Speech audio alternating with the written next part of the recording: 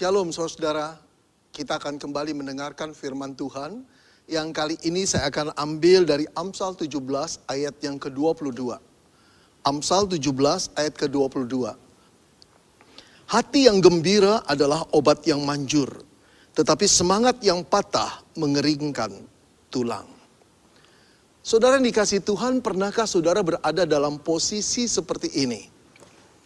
Saudara sedang antri untuk bayar belanjaan saudara, entah itu di sebuah supermarket atau di sebuah toko. Lalu pas di depan saudara ada seseorang yang juga sedang mengantri. Dia batuk-batuk. Sedari tadi dia batuk-batuk dan menggelisahkan saudara. Yang lebih menggelisahkan lagi, dia tidak pakai masker saudara. Apa yang terpikir saat itu kalau saudara berada dalam posisi seperti itu? Saya duga saudara-saudara, engkau akan berpikir, aduh, kenapa sih orang ini batuk-batuk terus dan tidak pakai masker? Atau kenapa ya dia tidak keluar dulu, menggelisahkan hati saya? Nah, saudara yang dikasihi Tuhan, itu satu respon pikiran yang wajar saya kira. Saya pun bisa seperti itu. Mari kita lanjutkan lagi penggambaran ini saudara. Setelah dia selesai, saudara mulai terasa tenggorokan saudara sendiri ikut gatal. Perasaan saudara jadi tidak enak. Jangan-jangan tertular COVID dari dia. Selesai saudara belanja, lalu pulang ke rumah, saudara cepat-cepat mandi, ganti baju. Tetapi apa yang terjadi dengan tenggorokan saudara? Saya duga saudara, engkau masih merasa gatal. Kemudian semalam-malaman kau tidak bisa tidur, badan meriang, mulai penuh ketakutan dan kecemasan. Padahal saudara setelah beberapa minggu kemudian didapati bahwa engkau dan saya itu sehat-sehat saja. Tidak ada apa-apa saudara. Tapi kenapa? Apa yang menyebabkan pada waktu itu tenggorokan ikut gatal dan kita merasa meriang? Saudara-saudara, jawabnya adalah karena pikiran kita. Yang kita pikirkan, yang kita cemaskan itu menggelisahkan hati kita dan mempengaruhi kesehatan tubuh kita. Di dalam dunia psikologi ini disebut psikosomatis. Apa artinya psikosomatis? Saudara, psikosomatis terdiri dari dua kata Yunani, psike dan soma. Psike artinya saudara jiwa atau pikiran. Sedangkan soma, tubuh, badan, jasmani. Saudara, para ahli psikologi atau psikiatri menyelidiki bahwa ada kaitan yang erat antara kesehatan tubuh kita dengan apa yang kita pikirkan. Bila jiwa kita cemas, takut, gelisah, itu akan mempengaruhi kesehatan tubuh kita. Kalau jiwa kita tenang, jernih, positif berpikirnya, maka tubuh kita juga akan terpengaruh. Dia akan sehat-sehat saja saudara. Jadi para ahli menemukan ada kaitan yang erat antara kesehatan tubuh kita dengan cara berpikir kita. Saudara yang dikasihi Tuhan, akhir-akhir ini banyak sekali orang, barangkali termasuk saudara, juga termasuk saya, yang secara sadar penuh menjaga kesehatan tubuhnya. Berolahraga pagi, berjemur sinar matahari, kemudian menjaga jarak, memakai masker. Kalau setelah keluar rumah ganti baju, kemudian kita mandi. Kita juga makan makanan yang sehat dengan menu yang bergizi, minum minuman suplemen, vitamin. Saudara, semua itu diusahakan untuk membuat tubuh kita sehat, agar kita tidak terpapar oleh virus corona. Bagus saudara, bagus. Saya juga melakukan hal itu. Tetapi saya ingin katakan saudara, semua itu tidak akan punya manfaat apa-apa bila satu hal ini kita lupakan. Apa itu? Menjaga kesehatan pikiran kita saudara. Ini penting sekali karena mempengaruhi tubuh kita. Menjaga pikiran kita, menjaga jiwa kita, menjaga hati kita. Kalau ini tidak terjaga, kesehatan seperti apapun yang kita lakukan atau aktivitas-aktivitas jasmani apapun yang kita lakukan, nampaknya tidak akan menolong banyak. Saudara yang dikasihi Tuhan, puluhan tahun belakangan ini atau beberapa dekade belakangan ini, para psikiatri mengetahui tentang psikosomatis. Tapi yang luar biasa saudara-saudara, Salomo telah mengatakan hal itu di dalam Amsal 22 ayat 17. Di situ dia berkata, hati yang gembira adalah obat yang manjur. Tetapi semangat yang patah mengeringkan tulang. Dia melihat ada kaitan yang erat antara cara pikir seseorang, suasana hati seseorang, jiwa seseorang dengan kesehatan tubuhnya.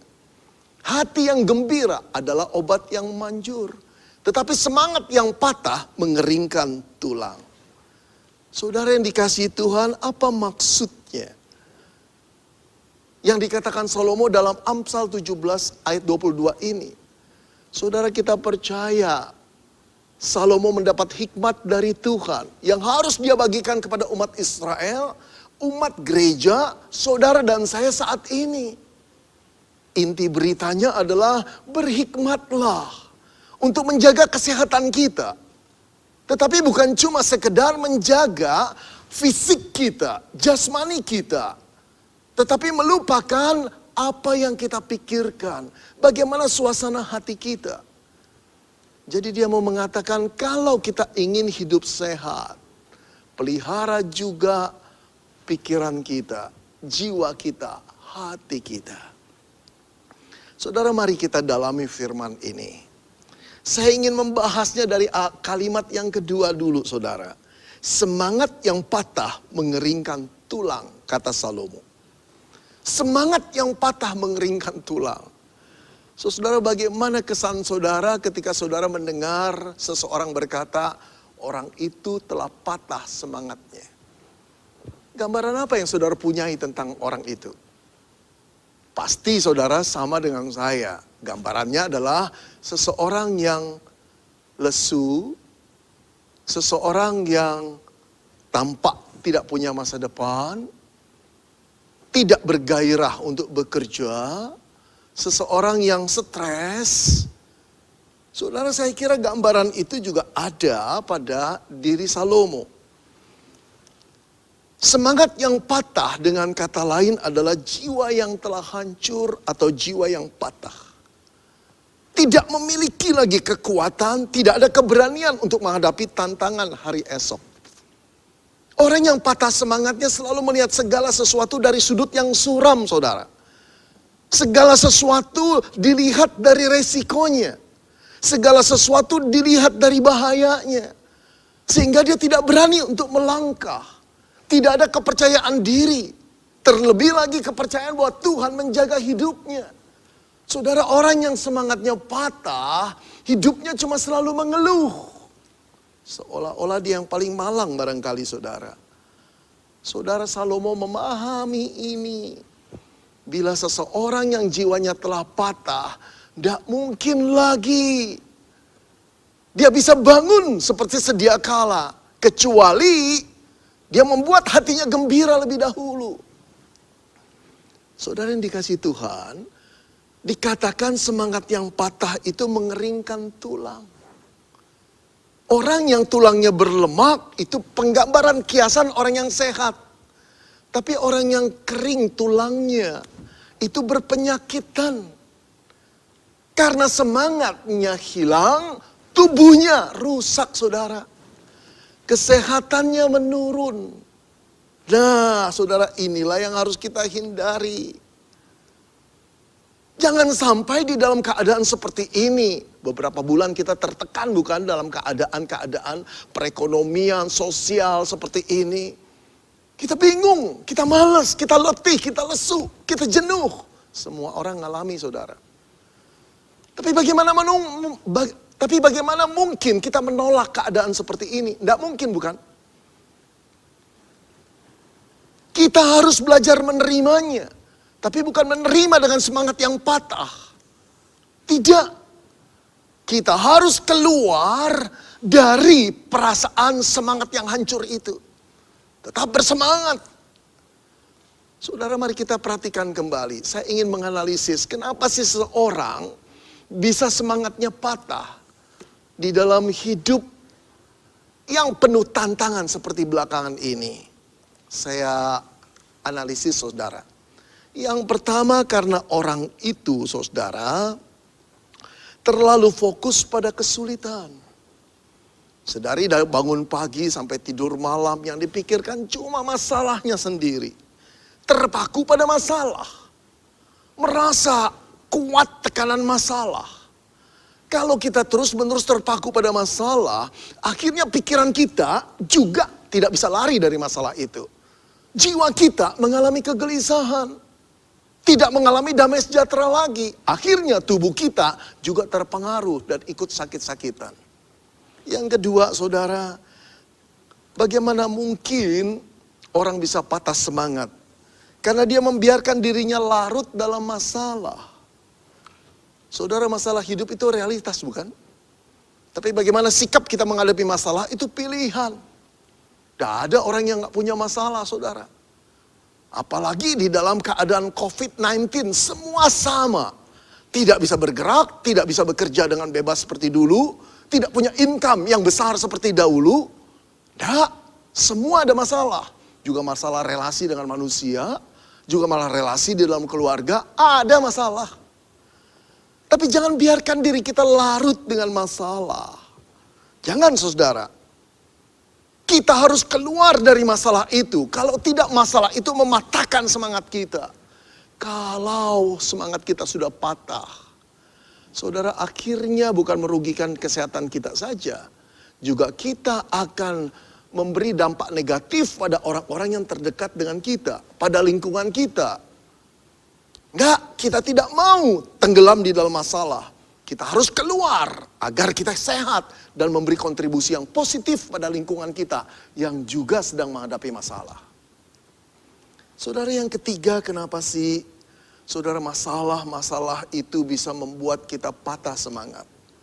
Karena kita terlalu mengasihi diri sendiri. Orang yang terlalu mengasihi diri sendiri seolah-olah masalahnya yang paling berat. Saudara, seorang ibu memberikan pesan kepada saya. Dia berkata, penghasilanku hancur Pak Beni. Sudah berbulan-bulan tidak ada order. Anak-anakku tidak mau tahu. Aku hidup betul-betul stres. Kapan Tuhan mengakhiri hal ini? Keadaan seperti ini, kapan Pak Beni? Aduh saudara, saya bisa memaklumi sulitnya kehidupan ibu itu. Tapi bukan berarti saudara dia yang paling malang. Ada banyak orang saudara yang keadaan jauh lebih sulit daripada ibu itu. Yang punya rumah yang begitu masih besar, yang punya harta yang masih banyak. Saudara-saudara, ketika kita mengasihi diri sendiri, hancurlah, patahlah semangat kita. Gak punya keberanian untuk boleh menghadapi kehidupan ini. Saudara-saudara, jangan mengasihi diri sendiri. Semua orang tetap sama, sama-sama sulitnya. Tapi anak-anak Tuhan seharusnya berani menghadapi masalah. Tidak membiarkan dirinya patah semangat. Kenapa? Karena ada Tuhan, bukan? Nah, saudara yang dikasihi Tuhan, jangan biarkan kita menjadi patah semangat. Yang akan menghancurkan lambat laun kesehatan kita. Saudara, seorang anak muda datang pada saya dan berkata, Pak Beni, boleh saya konsultasi? Apa yang dia omongkan? Papa saya sejak beberapa bulan ini cuma mengurung diri di kamar, Pak. Kalau ada tamu, kalau bel berbunyi, dia takut setengah mati. Dia cuma lihat di orden, lalu dia masuk lagi. Saudara, setelah saya bertanya pada dia lebih lanjut, terungkaplah masalah kejiwaan yang kompleks sekali. Karena papanya punya masalah. Saudara yang dikasihi Tuhan, bagaimana kita menangani atau sikap kita menangani masalah, menentukan kesehatan kita. Jangan tenggelam dalam masalah. Jangan mengasihani diri sendiri. Yuk kita akui, kita punya masalah. Itu realitas. Tapi kita tidak boleh membiarkan diri kita tenggelam dalam masalah, terfokus pada masalah, dan dia membuat kita menjadi orang-orang yang patah semangat. Tidak. Kalau begitu saudara, bagaimana kita bisa memulihkan jiwa kita? Sehingga jiwa kita tidak tenggelam di dalam larutnya masalah itu. Tidak patah semangat. Saudara, kita kembali ke kalimat pertama di Amsal Salomo. Dia berkata, hati yang gembira adalah obat. Obatnya apa? Hati yang gembira. Tidak ada lain saudara. Obatnya apa? Hati yang gembira. Tapi apa maksudnya hati yang gembira? Saudara, ketika Salomo menulis hati yang gembira, kata gembira dalam bahasa Ibrani yang dipakai adalah semea. Semea punya arti gembira. Tapi bukan cuma satu-satunya gembira. Gembira, senang, menikmati, bahagia. Nah, sekarang saudara bisa merasakan keadaan hati seperti apa yang Salomo ingin gambarkan. Satu keadaan hati di mana orangnya itu gembira, cheerful. Orang itu senang, orang itu menikmati, enjoy, orang itu juga bahagia. Happy. Inilah yang Salomo maksudkan. Bila keadaan hati, jiwa kita, pikiran kita seperti itu, maka yakinlah tubuh ini pun akan terpengaruh. Jauh dari penyakit, jauh daripada ketakutan-ketakutan yang lain yang membuat tubuh itu jadi tegang, debaran jantung bekerja dengan lebih cepat, aliran darah juga terpengaruh, akhirnya kita sesak napas. Saudara-saudara, Salomo menulisnya dengan tensis kausatif. Ada banyak tensis dalam bahasa Ibrani, salah satunya adalah kausatif. Kausatif artinya, saudara, perbuatan yang satu mempengaruhi yang lain. Dengan kata lain dia berkata, kalau hatimu gembira, ini hati akan mempengaruhi yang lain. Apa itu? Kesehatan tubuh. Keren saudara, 3.000 tahun yang lalu Salomo sudah mendapati ini. Jelas ini hikmat dari Tuhan. Yang ingin memberitahu saudara dan saya, umat Allah di seluruh dunia dan sepanjang abad. Perhatikan, peliharalah cara pikirmu. Peliharalah jiwamu, peliharalah mood hatimu itu. Untuk tetap positif, gembira, senang, enjoy, dan happy. Ini kuncinya saudara.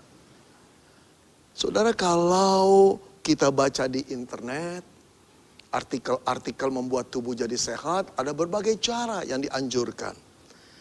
Ada juga orang berkata latihan relaksasi, meditasi, membuat jiwa tenang, lalu pikiran tenang, kemudian hati jadi tenang. Ada lagi yang namanya teknik distraksi saudara, pengalihan. Sudah jangan fokus pada masalah, alihkan pada sesuatu pikiran kita. Maka itu akan terlupakan. Dan hati kita tidak tertekan. Ada lagi hipnoterapi saudara. Jenis terapi yang menggunakan teknik hipnotis saudara. Dengan teknik ini alam bawah sadarnya diangkat. Untuk memikirkan hal lain supaya ketenangan ada. Ada lagi psikoterapi, fisioterapi, macam-macam terapi saudara. Ini jalan keluar yang manusia pikirkan. Ada baiknya. Nah, satu lagi yang saya mau cerita. Terapi tertawa, saudara.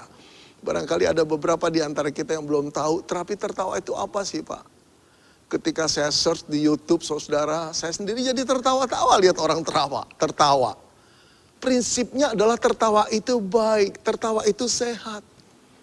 Di tengah-tengah masalah, manusia banyak melupakan soal tertawa. Ketika kita tertawa, kebaikan pertama mengurangi stres, saudara. Yang kedua, meningkatkan sirkulasi darah. Yang ketiga, meningkatkan kekebalan tubuh. Yang keempat, menyebabkan paru-paru bekerja lebih optimal. Yang keenam, meningkatkan memori. Sehingga badan jadi sehat. Maka itu tertawalah terus, saudara. Saya putarkan videonya ya, kita lihat. Oke.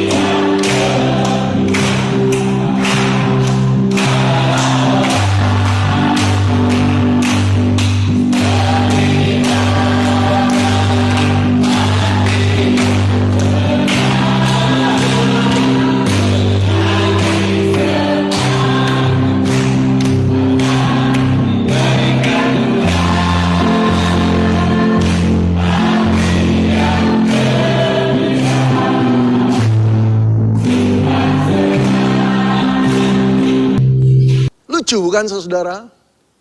Boleh saudara lakukan, saya anjurkan. Nah saudara-saudara, tanpa mengurangi rasa penghargaan saya pada jalan keluar yang dibuat oleh para ahli. Pertanyaan yang mendasar adalah, apakah semua aktivitas jasmani itu bisa betul-betul membuat hati kita gembira secara langgeng? Karena hati, karena jiwa, karena pikiran itu ada di dalam. Bersifat penghiburan sementara, oke, saya percaya.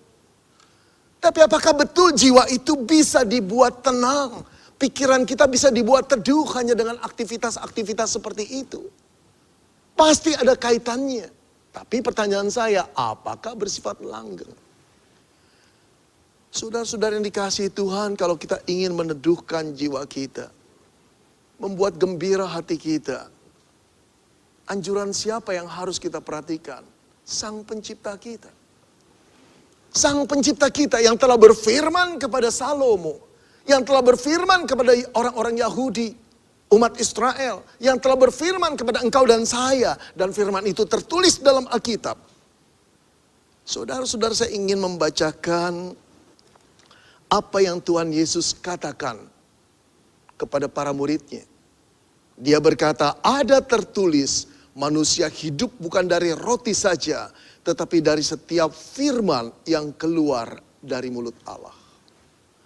Saudara, Yesus adalah Tuhan yang menjadi manusia. Dia pencipta manusia. Dia tahu manusia karena dia yang buat. Dia yang ciptakan. Dialah yang berkata manusia hidup bukan dari roti saja. Bukan cuma soal jasmani. Tapi dari setiap firman yang keluar dari mulut Allah pencipta mereka. Penciptamu dan penciptaku. Saudara-saudara, dalam diri manusia, jasmani dan rohani itu kait menjadi satu. Tapi bukan berarti tidak bisa dibedakan. Bisa saudara-saudara. Yang bersifat jasmani tetap jasmani. Makanannya adalah roti, nasi, vitamin, suplemen. Ini bersifat materi semua. Tapi bukan cuma itu, bukan? Ada yang bersifat rohani. Yang rohani tetap rohani, saudara. Bersifat spiritual. Tidak bisa dimakankan dengan nasi, dengan roti, dengan material apapun, saudara. Tidak, makanannya apa? Firman Tuhan. Menurut perkataan Yesus. Yang membuat pikiran kita itu tenang, gembira, damai, firman Tuhan. Bukan hal yang lain. Nah saudara, percuma sekali kalau kita melatih diri kita untuk tetap sehat, menjaga diri kita untuk tetap sehat, tetapi kita melupakan firman Tuhan. Oh, bersyukurlah orang yang bergaul akrab dengan firman Tuhan. Di sanalah dia mendapat kekuatan, mendapat ketenangan. Sekarang mari kita bertanya, mengapa sih firman Allah dapat membuat jiwa kita gembira? Kenapa? Kenapa larinya harus firman Tuhan? Saudara-saudara, karena firman itu sendiri adalah sumber kegembiraan, sumber kebahagiaan. Inilah yang sering kali saudara-saudara dan saya abaikan. Orang Kristen abaikan. Mencari kegembiraan, kepuasan batin, kebahagiaan di tempat-tempat lain. Berburu karier, berburu studi, berburu uang, berburu pencapaian untuk dihormati orang. Dan merasa itulah puncak kegembiraan, puncak kebahagiaan. Beberapa di antara kita telah mencapai itu dengan baik, bukan? Tapi boleh saya bertanya, dalam keadaan COVID seperti ini, apakah itu menjadi sumber kebahagiaan? Ada banyak orang-orang kaya yang penuh dengan ketakutan. Ada banyak orang pintar yang hatinya gelisah sekarang ini. Karena hidupnya sangat beresiko. Dia tidak tahu besok akan masih ada atau setelah meninggal dunia. Tertular COVID atau dia tetap sehat. Tidak ada. Tidak ada kebahagiaan di dalamnya. Jadi apa yang membuat kita berani, teguh, gembira? Firman Tuhan. Kenapa? Karena firman itu sendiri sumber dari kegembiraan dan kebahagiaan. Pemazmur 1 ayat kedua berkata, berbahagialah orang yang kesukaannya Taurat Tuhan. Yang merenungkan Taurat itu siang dan malam. Berbahagialah orang yang kesukaannya ialah Taurat Tuhan. Saudara, umat Allah pada zaman PL, ketika mengatakan Taurat Tuhan, yang pertama mengacu pada 10 hukum Tuhan. Yang kedua bisa jadi keseluruhan kitab PL. Ketika orang mendengarkan, memperhatikan, mengikuti hidupnya menurut langkah-langkah Taurat itu, pemazmur mengatakan berbahagialah kamu. Karena hidupnya diatur oleh Tuhan dan taat pada perintah Tuhan. Dekat dengan Tuhan. Apalagi merenungkannya siang dan malam. Saudara yang dikasihi Tuhan, sekarang firman itu telah menjadi Alkitab. Alkitab yang tertulis, yang terdiri daripada 66 kitab, yang isinya ada ribuan kisah di dalamnya.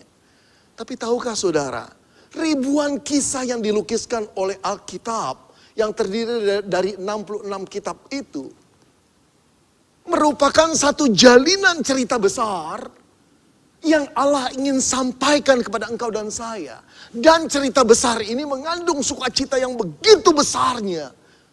Apa itu saudara? Tentang penyelamatan manusia yang jatuh dalam dosa oleh Kristus Yesus yang telah menjadi manusia. Yang akhirnya mati di kayu salib. Jadi Alkitab itu sendiri adalah berita sukacita yang besar. Itu sebabnya dikatakan kabar baik, saudara. Apa baiknya, saudara? Saudara ingatkah, saudara, ketika malaikat datang pada para gembala di malam Natal yang pertama, lalu malaikat itu berkata begini, jangan takut. Jangan takut. Sebab sesungguhnya aku memberitakan kepadamu kesukaan besar untuk seluruh bangsa.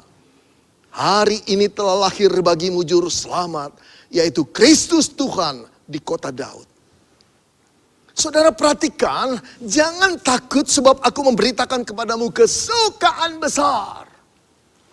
Satu berita sukacita. Apa berita yang besar itu? Yesus datang ke dalam dunia. Saudara, itulah berita gembira bagi engkau dan saya, bagi seluruh manusia. Sukacita yang besar itu terletak pada Kristus.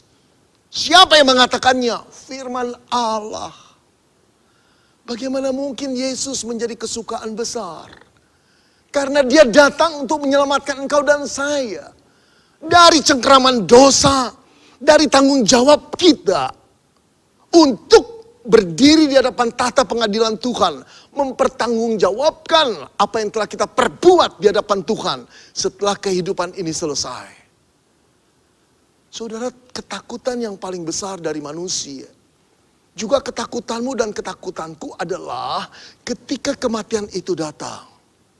Kita berdiri di hadapan tahta pengadilan Tuhan. Dan Tuhan menuntut pertanggungan jawab terhadap setiap dosa yang telah kita lakukan. Siapa yang berani berdiri tegak di hadapan Tuhan dan yakin bahwa kita akan diterima oleh Tuhan?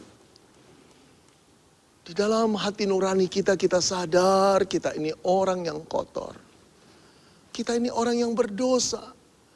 Gak cukup kebaikan kita untuk boleh diterima Tuhan dibanding dengan dosa-dosa kita. Saudara, berapa banyak satu hari kita melakukan kebaikan? Apalagi di dalam keadaan social distancing. Apalagi dalam keadaan saudara COVID seperti ini. Aktivitas kita sangat terbatas. Pertemuan kita dengan orang-orang yang susah, yang perlu dibantu sangat terbatas. Tapi dosa yang kita lakukan tidak terbatas. Tetap aktif seperti lahar gunung yang aktif. Begitu banyaknya. Saudara, beranikah kita mengatakan, saya siap bertemu dengan Tuhan. Saya siap untuk diadili oleh Tuhan. Engkau dan saya gentar. Tapi tahukah engkau berita sukacita yang besar? Telah dibawa malaikat pada malam Natal yang pertama. Aku memberitakan kepada kamu kesukaan yang besar. Apa kesukaan besar itu? Telah lahir bagimu juru selamat dunia. Kristus, dia datang untuk menyelamatkan engkau dan saya. Saudara-saudara, berita ini jauh lebih besar, jauh lebih hebat, jauh lebih agung daripada berita apapun yang menguntungkan engkau dan saya. Ancaman terbesar setelah kehidupan selesai. Ancaman terbesar untuk mendapat hukuman Allah yang mengerikan telah dihapus oleh Yesus. Bagaimana caranya? Dia pergi ke kayu salib, mati di sana, menanggung hukuman dosamu dan dosaku, agar kita yang percaya pada Yesus diselamatkan. Saudara, berbahagialah orang yang percaya pada Yesus. Sumber kegembiraan, sumber kebahagiaan yang tertinggi itu sudah ada di dalam hatinya. Nah, bagi saudara yang belum sungguh-sungguh bertobat, memohon pengampunan Yesus, menerima dia sebagai juru selamat, ini saatnya. Saudara, mungkin saja COVID ini berlama-lama dibiarkan Tuhan.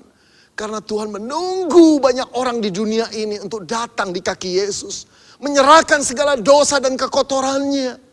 Untuk memohon pengampunan Tuhan agar dia bisa memberikan rahmat, anugerah yang besar. Keselamatan di dalam Yesus sebelum kematian itu datang. Saudara yang dikasihi Tuhan, saya pernah bertemu dengan seorang tua yang hidupnya sukses. Pandai sekali tinggal di luar negeri. Ketika bertemu dengan saya dalam keadaan sudah hampir koma, saudara. Saat itu dia sadar, dia berkata, Pak Benny, apa yang saya harus lakukan kalau saya ketemu Tuhan? Terlihat wajahnya penuh dengan ketakutan. Saudara tahu, istri dan anaknya tiap minggu ke gereja. Bertahun-tahun menginjili suaminya, tetap tidak mau percaya. Buat dia Tuhan itu cerita orang-orang kuno. Cerita orang-orang primitif yang tidak pakai intelektual yang pas. Yang tinggi, orang bodoh semua. Tetapi ketika kematian itu menjelang, dia sadar dia keliru. Pertanyaannya menggugah saya adalah apa yang saya mau bilang sama Tuhan ketika saya berjumpa dengan dia. Saya tidak tahu ngomongnya ngomong apa, Pak Benny. Saudara yang dikasihi Tuhan, saya berkata, Bapak, katakan saja Tuhan Yesus, aku tahu aku orang berdosa. Selama ini aku sombong. Selama ini aku menolak engkau dan bilang bahwa engkau adalah cuma hayalan orang-orang yang bodoh. Lalu apakah dia nanti mau mengampuni saya, Pak Benny? Bapak, Tuhan Yesus sayang pada orang berdosa yang merasa dirinya berdosa. Mohonlah pengampunannya. Apakah benar dia betul-betul mau mengampuni saya, Pak Benny? Benar. Kalau Bapak diberi hidup selama ini, sebetulnya Bapak sedang ditunggunya. Mau Bapak berdoa dengan saya? Dia menangis, dia berdoa dengan sesungguhkan. Air matanya jatuh, suaranya terisak-isak.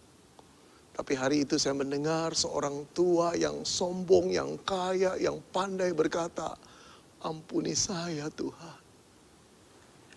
3 hari kemudian saya pulang ke Indonesia, berita datang bahwa bapak itu telah meninggal dunia. Istrinya berkata, begitu tenangnya suami saya pulang, meninggal. Saya melihat wajah yang betul-betul gembira. Oh saudara, inilah kegembiraan yang sejati. Kebahagiaan yang sejati. Saudara-saudara yang dikasihi Tuhan, tidak ada orang yang bisa menghindari suasana COVID. Ada banyak manusia ketakutan, barangkali termasuk engkau dan saya. Tapi tahukah kita ketika kita di dalam Kristus, kegembiraan itu telah menyeluruh di dalam diri kita, telah kita miliki. Sehingga kematian itu tidak lagi menakutkan. Saudara-saudara, percayalah pada Yesus. Itu yang membuat pikiran kita tenang, jiwa kita tenang. Saudara, kita boleh tidak beruntung di dalam mencari harta kekayaan. Tidak seberuntung orang-orang yang kaya luar biasa. Tetapi beruntunglah engkau dan saya ketika engkau dan saya memiliki Kristus. Jaminan keselamatan itu telah kita terima. Hukuman yang harus kita terima itu telah dibebaskan oleh Tuhan. Karena ditimpakan oleh Kristus. Saudara, dalam keadaan COVID kita boleh punya banyak masalah. Seperti banyak orang pula. Tetapi dalam menghadapi keadaan hidup kita berbeda. Kenapa saudara? Karena kita tidak takut dan gentar. Kita tetap bisa bernyanyi. Kita tetap bisa gembira. Kenapa? Karena kita milik Kristus. Tubuh ini boleh mengalami kesakitan. Tubuh ini boleh terpapar COVID. Tubuh ini boleh rusak. Tubuh ini boleh menua. Tetapi ketika jiwa kita terisi Kristus, kita tahu sumber penghiburan yang sejati tidak akan hilang. Itu sebabnya Daud berkata, sekalipun aku berjalan dalam lembah kekelaman, aku tidak takut bahaya. Kenapa? Ada Tuhan gembalanya di sebelahnya. Kenapa? Ada Tuhan yang mencintai, yang tidak akan pernah meninggalkan dia. Oh saudara-saudara, engkau dan saya dijamin dengan jaminan keselamatan oleh Tuhan. Tidak akan ditinggalkan sampai kematian pun datang. Ini merupakan satu kekuatan yang luar biasa di dalam iman Kristen. Jangan lupa saudara, jangan fokus hanya pada persoalan. Jangan merasa engkau paling malang. Tidak, kita ini orang-orang yang beruntung. Kita ini orang-orang yang mendapat anugerah Tuhan. Kita ini orang-orang yang mendapat sayang Tuhan yang luar biasa. Walaupun kita tidak layak. Kita ini orang-orang yang dilayakkan Tuhan karena kematian putranya. Saudara-saudara, kurangkah kita gembira? Karena itu Paulus berkata, bersukacitalah senantiasa di dalam Tuhan. Sekali lagi kukatakan bersukacitalah. Bersukacitalah di dalam Tuhan and Kristus. Artinya apa? Hanya di dalam Tuhanlah kita bisa bersukacita. Karena Tuhan sudah di dalamku, aku bersukacita. Karena aku di dalam Tuhan, kita bersukacita. Di dalam Tuhan, senantiasa. Artinya selalu. Bukan cuma saat kita sehat. Tidak sehat pun kita bisa bersukacita. Bukan cuma saat penghasilan kita mengalir dengan baik. Saat tersendat pun kita bisa bersukacita. Kenapa? Karena kita ada di dalam Tuhan. Saudara-saudara, Tuhan yang ada di dalam kita itu adalah Tuhan pencipta alam semesta. Juru selamat yang mengasihimu dan mengasihiku. Jangan biarkan kau menjadi orang yang patah semangat. Malu sama Tuhan. Kenapa malu? Karena dia telah menebusmu dan menebusku. Kita harus menjadi orang yang optimis. Di mana? Di dalam Tuhan.